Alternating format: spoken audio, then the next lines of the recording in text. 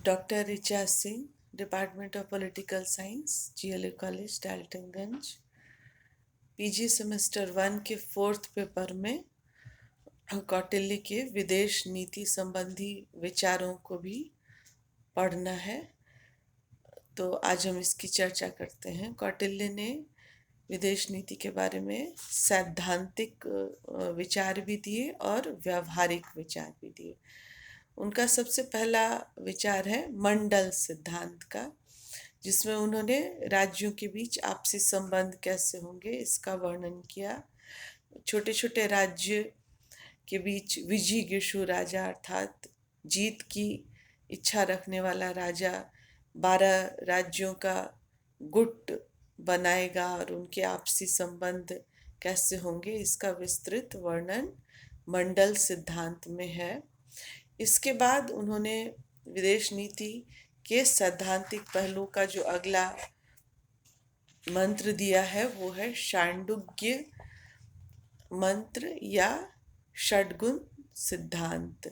इसके बारे में वो कहते हैं कि विदेश नीति यथार्थवाद पर ही आधारित होती है और शक्ति संतुलन लाने के लिए षड्गुण मंत्र हमें अपनाना होगा।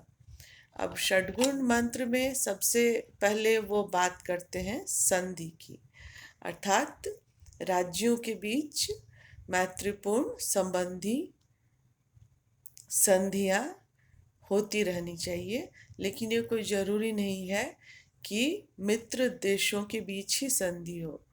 ज़रूरत पड़े तो शत्रु राष्ट्र के साथ भी संधि की जानी चाहिए। फिर षड्गुण मंत्र का दूसरा बिंदु है विग्रह, यानी कि दो देशों के बीच आप एक दूसरे को नुकसान पहुंचाने की नीति। जैसे कि अभी हम देख रहे हैं कि इजराइल और फिलिस्तीन एक दूसरे को किस तरह से नुकसान पहुंचा रहे हैं, तो ये विग्रह है। फिर षड्गुण मंत्र में अगला है वो है यान। यान का अर्थ तो वैसे होता है सेना भेजना, लेकिन यहाँ पर कौटिल्य ने यान का अर्थ बताया है आक्रमण करना। अब यहाँ पर कौटिल्य का ये कहना है कि हमें आक्रमण को अपने अंतिम विकल्प के रूप में ही अपनाना चाहिए, यानी कि संधि और विग्रह जब असफल हो जाए तभी हमें किसी राष्ट्र पर आक्रमण करना चाहिए और आक्रमण के लिए पूरी तैयारी होनी चाहिए। उसके बाद षड्गुण मंत्र का अगला पॉइंट है वो है आसन, यानी कि इसके लिए कौटिल्य ने उपेक्षा शब्द का भी इस्तेमाल किया है। अगर कोई राष्ट्र कमजोर है और दूसरे राष्ट्र पर आक्रमण करने की स्थिति में नहीं है, दूसरा राष्ट्र भी निर्बल है और उस पर आक्रमण करने की स्थिति में नहीं है, तो दोनों राष्ट्रों को एक दूसरे के प्रति उपेक्षा की नीति अपनानी चाहिए। मतलब उपेक्षा करके शांतिपूर्वक बैठ जाना चाहिए। इसी को वो आसन या उपेक्षा कहते हैं। उसके बाद षड्गुण मंत्र में अगला है संश्रय।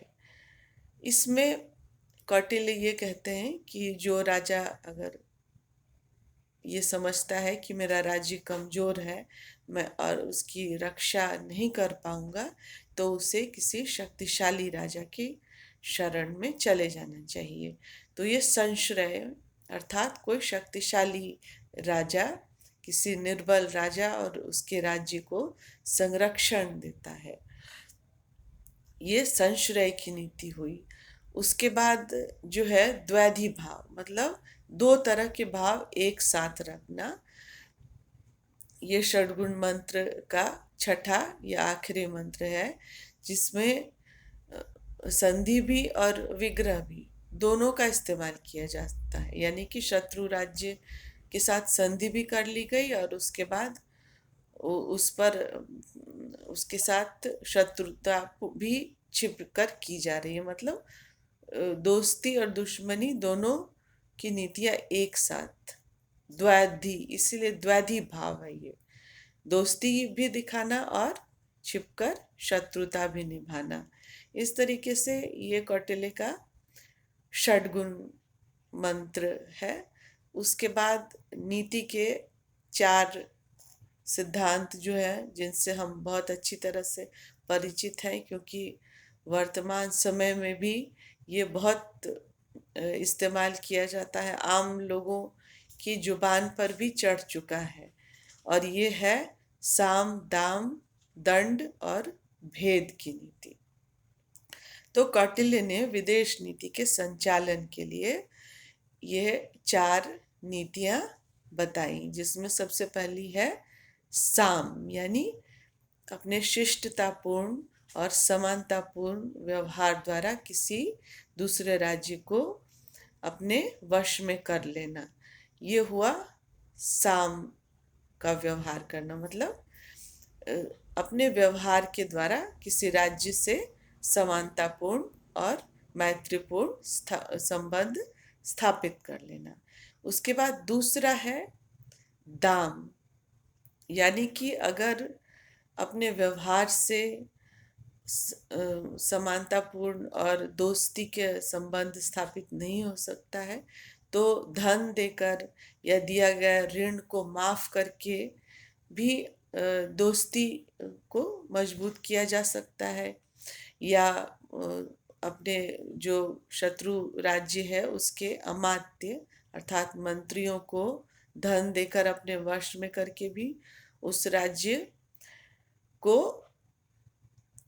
कब्जा करने की नीति बनाई जा सकती है। तो ये हुई दाम देने की नीति, यानी धन संबंधित नीति। फिर साम दाम के बाद दंड और भेद। तो उसके बाद भेद अर्थात फूट डालने की नीति के बाद कहते हैं कौटिल्य कि अगर ऊपर साम और दाम से काम नहीं चलता है तो किसी भी राजा को फूट डालने का प्रयास करना चाहिए, अर्थात आंतरिक फूट और संबंधित जो राजा है उसके जो मित्र देश है उनसे आपस में फूट डालना, ये सब करके उस राज्य को कमजोर करने की कोशिश करनी चाहिए। तभी वो संबंधित अपने जो शत्रु राज्य है उस पर नियंत्रण स्थापित कर लेगा। फिर उसके बाद अंतिम है दंड देना। जब ये तीनों असफल हो जाए तब कौटिल्य का कहना है कि दंड की नीति अपनानी चाहिए। अब इसमें आक्रमण करके पीड़ा पहुंचाना, हत्या करना, धन लूट लेना शत्रु राज्य का, तो ये सब नीति दंड नीति में आता है। अर्थात जब तीनों ऊपर वाले साम दाम और भेद असफल हो जाए तभी दंड की नीति अपनाई जानी चाहिए। ये कौटिल्य के नीति के 4 सिद्धांत हैं। उसके बाद कौटिल्य ने विदेश नीति के व्यावहारिक सिद्धांत भी बताए हैं। अब व्यावहारिक सिद्धांत में सबसे पहला जो है वो है गुप्तचर। कौटिल्य ने गुप्तचरों को महत्वपूर्ण स्थान दिया और उनको राजा के मुख्य की संज्ञा दी, अर्थात वे जिस देश में जाएंगे तो वो वहाँ पर जो भी गुप्त बातें हैं उसको लेकर के आएंगे और वहाँ पर फूट डालने का भी काम करेंगे।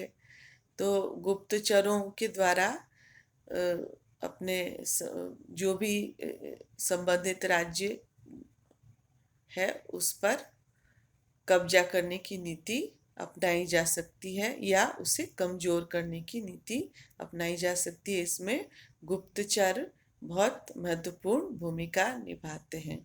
इसलिए प्राचीन काल में गुप्तचर भेजे जाते थे जो वहाँ का सारा भेद लेकर आते थे और संबंधित राजा को बताते थे। उसके बाद दूत विदेशी राज्यों में राजा दूत भी भेजते थे, जैसे अभी के समय में भी राजदूत भेजे जाते हैं। दूतों का बहुत महत्वपूर्ण स्थान था और ये एक दूसरे देश में संदेश पहुंचाने का काम करते थे। और कौटिल्य का ये मानना था कि दूतों को संधि और विग्रह आदि के सिद्धांतों की बहुत अच्छी समझ और जानकारी होनी चाहिए, तभी वे दो राज्यों के राजाओं के बीच समन्वय का काम कर सकेंगे। इस प्रकार दूतों का भी बहुत महत्वपूर्ण स्थान था। फिर कौटिल्य ने युद्ध की बात की, तो युद्ध के बारे में उनका ये कहना था कि युद्ध जो है आखिरी विकल्प के रूप में ही होना चाहिए और युद्ध करने से पूर्व पूरी तैयारी देख लेनी चाहिए कि प्रजा की रक्षा का पूरी तरह से इंतजाम है कि नहीं, कहीं प्रजा विद्रोह तो नहीं कर बैठेगी। और युद्ध के भी उन्होंने प्रकार बताए। उन्होंने ये कहा कि पहला युद्ध जो होता है वो होता है प्रकाश युद्ध, अर्थात बताकर किया गया युद्ध जिसकी जानकारी सभी को होगी और खुलेआम ये युद्ध किया जाएगा। उसके बाद दूसरा युद्ध जो है वो होता है कूट युद्ध, यानी कि कपट करके किया जाने वाला युद्ध, और ऐसे समय और स्थान पर किया जाए जिसके लिए शत्रु तैयार नहीं हो। लूट मार करना, खेतों और जल को नष्ट करना, आग लगाना, थके हारे पर आक्रमण करना आदि कूट युद्ध यानी कपटपूर्ण युद्ध में आता था। फिर तीसरा युद्ध का प्रकार था तूष्णी युद्ध। इस युद्ध में गुप्तचरों की मदद से शत्रु को विष यानी जहर, औषधि आदि देकर उसे धोखा देकर उसका वध यानी हत्या कर दी जाती थी। तो युद्ध के ये 3 प्रकार हुए। फिर कौटिल्य ने यह बताया कि विजेता भी 3 प्रकार के होते हैं। पहला होता है दैवी विजेता, अर्थात वो पराजित राष्ट्र अगर हार गया और अपनी हार स्वीकार कर लेता है, उसके आत्मसमर्पण मात्र से ही संतुष्ट हो जाता है, तो वो दैवीय विजय की ही कामना रखता है। और दूसरे प्रकार का की जो विजय होती है, विजेता होते हैं, वो होते हैं लोभ विजयी, यानी कि ऐसा राजा जो धन, भूमि आदि की प्राप्ति के लिए विजय प्राप्त करता है और इसकी प्राप्ति से संतुष्ट हो जाता है। और विजयी राजा का तीसरा प्रकार जो होता है वो होता है असुर विजयी, यानी कि असुर विजयी जो धन, भूमि, रुपए, पैसे यानी द्रव्य, स्त्री आदि का पूरी तरह से हरण कर लेता है और पराजित राजा और उसके उत्तराधिकारी का वध करके उसकी हत्या करके ही संतुष्ट होता है। इसीलिए इस तरह के विजेता राजा को असुर राजा की संज्ञा दी गई है। फिर कौटिल्य ने पराजित राज्य के प्रति कैसा व्यवहार किया जाना चाहिए ये भी बताया।